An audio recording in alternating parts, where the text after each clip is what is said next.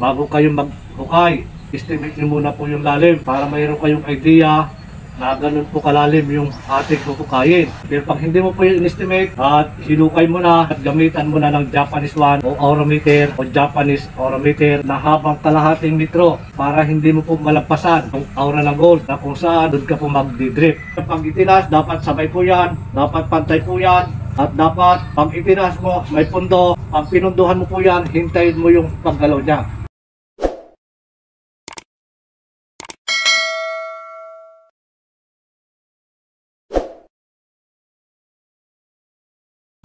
Isang mapagpalang araw po at magandang buhay sa ating pong mga kababayan, ating pong mga ka-TH. Muli nyo pa rin po ako samahan sa pagbabahagi pa rin po demo na pinusuan po ng ating isang ka-TH mula po sa General Santos City. Ito po yung pinusuan, long range locator, single antenna at isa pong Japanese aurameter. So mga kababayan, mga ka-TH, ang dalawang single antenna ay magagamit po natin sa pang-ibabaw ng lupa. Siya po yung tagapagturo ng lokasyon na kung saan po lumalabas yung aura ng gold kahit po yan ay malayo. So, yan po mga ka-TH, ito po yung dalawang single antenna na kapag nalapitan mo po yung aura ng gold at ginamit mo ang dalawang pirasong single antenna, kapag tinapatan mo siya, siya po ay magpo-cross. Kapag isa naman ang ginamit mo, siya po ay iikot. So, may pag-estimate mo po ito ng lalim. Gamit mo ang dalawang single antenna sa manual na pamamaraan na yun po ay ilalakad mo na ang hakbang po niyan ay maliliit lamang at permis po na nakataas po yung ating dalawang single antenna na kung saan po siya magpo-cross.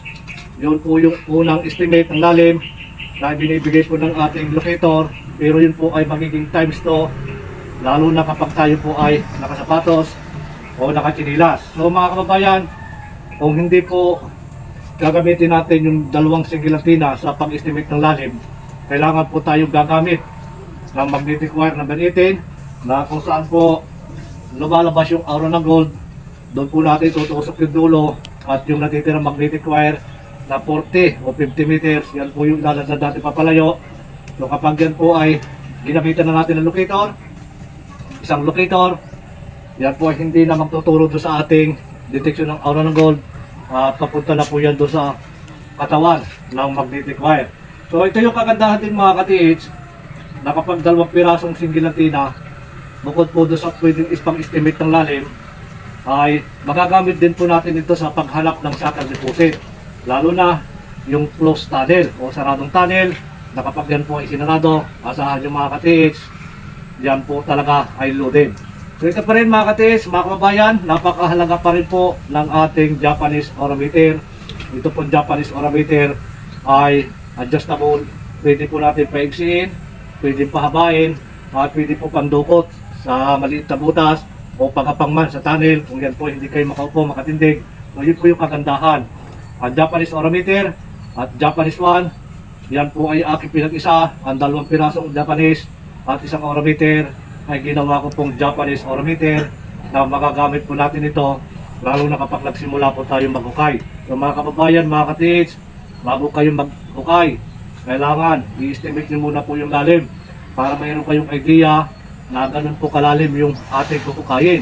Mahirap po pagka nabawasan na natin yung lupa, saka po tayo mag-estimate na lalim, hindi na po pwede yun. Kailangan bago nyo bungkalin yung lupa, i-estimate mo muna po yung lalim. Pero pag hindi mo po yung estimate at sinukay mo na, so yan po ay dapat gamitan mo na ng Japanese one o aurameter o Japanese aurameter na habang kalahating metro. Dapat ginagamitan mo yan lalo na kapag hindi mo po in-estimate lalim para hindi mo po malampasan yung aura ng gold na kung saan doon ka po magdidrip. So mahalaga po yan mga ka-TH, yung aurameter, Japanese one at Japanese aurameter na yan po ay kasama o kasawa ng ating pong locator. Dito pa rin mga ka-TH, mga kababayan, muli nyo pa rin po ako samahan sa pababahagi pa rin po demo na pinusuan po ng ating ka-TH mula po sa General Santos City. Shoutout po sa lahat po ng ating mga ka-TH mula po sa General Santos City, Davao City at sa lahat po ng ating mga kababayan, mga ka-TH na patuloy na nanonood po ng aking upload na video. Salamat po sa mga nag-subscribe. Shoutout po sa inyo lahat. At mula po sa Masbate City, kay Marty Coho, shoutout po sa inyo lahat dyan. Sa ating pong mga ka-teach dyan, ingat-ingat lamang. Shoutout po sa inyo lahat. Maraming salamat po sa panunod po ng aking in-upload na video. So ito pa rin mga ka-teach, mga kababayan. Ito pong single antenna ay kapag ginamit mo, dalawa, huwag mo po siya pagsasabayin na lagyan ng bala. At dapat po yan ay isa lang ang bala yung gagamitin, isa lang yung papalahan, at hindi po dalawa. So ito pa rin mga ka-teach, mga kababayan. Mahalaga pa rin po na kailangan ito po dulo ng antenna ay pahit pa rin sa lupa. Yan po ay malaki ang may tutulong, lalo na kapag tayo po ay nasa area na. Ito pa rin mga ka-teach, mga kababayan. Kapagtaas pa rin po natin ang dalawang single antenna, tulad pa rin po ng aking binabagi, naway makatulong po sa ating mga ka-teach, lalo na kapag bago ka pa lamang po sa paghawak o paggamit ng ating locator. At ito po sana ay makatulong yung konting taas natin, tamang taas at tamang pagpapagalaw po ng ating mga gadget na ginagamit. So ito pa rin, ito po yung ating ilulukit, 18 carats gold na yan po ay ring. Yan. Ito pa rin mga ka-teach, mga kababayan. Kapag taas pa rin po natin ng dalawang single antenna, kailangan po yan pag itinas, dapat sabay po yan, dapat pantay po yan. At dapat pag itinas mo, may pundo, pag pinunduhan mo po yan, hintayin mo yung paggalaw niya. Ganun po yung ating gagawin. Ito pa rin, taas, pundo. Ayan, doon po talaga ituturo. Taas, pundo. Ayan, sa unang taas mo, pangalawa, pangatlo, doon na po yan magre-react, doon na po yan bibilis. Lalo na kapag hindi na po pabago-bago yung pagpisil. Kailangan, steady na po yan. At dapat ipil mo, damahin mo, ramdamin mo yung paghawak mo sa locator para gumana po yung ating ground, yung ating magnetic, yung ating frequency. Kailangan pag itinas mo po yan, naandyan na. Kumbaga, desidido ka na, na-focus na po yung kaisipan. Iisipin mo kung saan po naroon yung aura ng gold, saan po yan lumalabas, at yun po yung kukonekta sa ating buong katawan. Sa pamamagitan po ng ating pa, tayo po yung naka-ground, papunta po doon sa target natin. So ganyan lang yung gawin mga ka-teach, konting tiis, practice ng practice. Kailangan yung kalupan natin ay napakaganda. At ayan yung mga ka-teach, darating yung oras, mararamdaman mo na kapag itinaas mo na isang locator, ipinagkaloob na sa iyo yung pagpapagalaw ng locator, malaking biyaya po yan para sa iyo.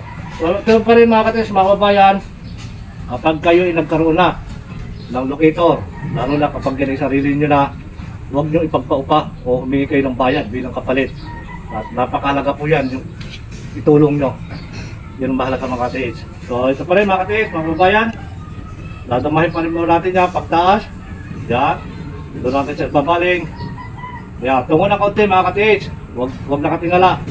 Ganyan lang po yung paggamit natin. Kung mapapansin nyo, nakatungo po yan, hindi po yan nakatingala. Yan, tungo na kaunti, taas, pundo. Yan, hinihila po ng aura ng gold. Yan pa rin mga ka-teach. Yan, yan pa rin. Yan pa rin yan. Pag tinapatan po natin yan, automatic na talaga mag-focus po yan. Dahil tinatapatan po natin yung aura ng gold. Yan pa rin mga ka-teach. Mula sa baba, taas, pundo. Yan, pinsay lang po natin, tungo na konti. Huwag pong nakatingala. Yan. Pag nakatingala, ganyan ang mangyayari. Kailangan pag tinaas mo, tamang taas, pundo, tungo, nandiyan yan. Ganyan lang yung gagayahin. Lalo na kapag bago pa lang po kayo hahawak. Wala naman po agad nagsimula marunong. Lahat po yan ay pinag-aaralan, maging sa pagpapanday, o sa anumang gawain, maging sa pag-aaral ng motor. Lahat po yan ay pinag-aaralan. Pinagsisikapan na matuto sa lahat po ng bagay. Yan pa rin yan. At ito pa rin mga ka-teach.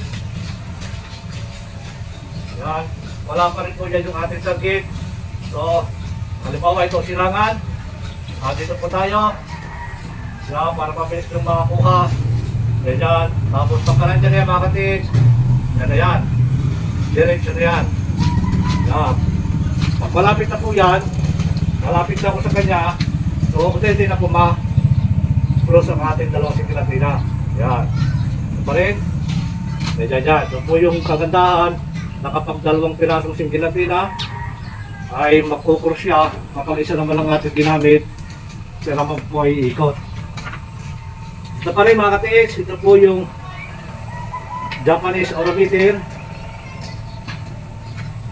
na kasama po sa pinusuan ng ating sa TX. Ito po ibala-bala at pwede naman po kung malakas ang iyong frequency, yung iyong ground, pwede mo siya hawakan. Ilagay mo sa gitna ng palad, damahin mo, ipil mo, at ito, pag hinawakan mo, pisil lang kaunti. Pisil ito, may pisil ito. Sa paggamit po natin ng Japanese orometer na padulo, kung nasa yung kulay blue, doon mo siya pipisilin. Raramdamin mo siya. Huwag magaan yung kamay sa pagpisil. Kailangan may pisil sa paggamit po ng ating Japanese orometer.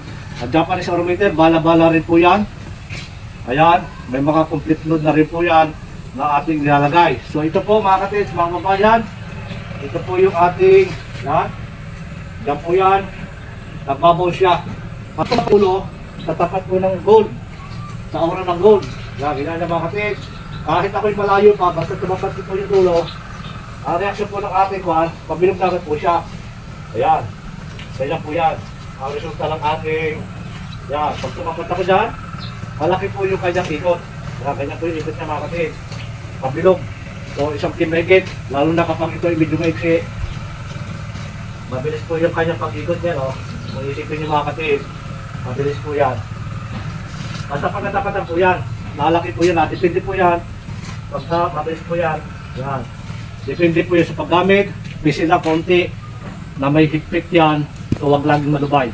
At mula dito lagi sa may dulo ng kulay blue. Yan, yan po yung pagtoko sa inyo mga katiis, mga kabayan. Napakalaga po ng Japanese orometer, Japanese one, maging isang orometer. Yan po yung kaasawa na dapat hindi mawawala. Lalo na kapag mayroon ka single antenna o triple antenna, napakalaga po ng orometer. Meron po yung dapat gampanan sa ilalim, lalo na kapag tayo nasa ilalim na. Yan po yung ginagampanan niya.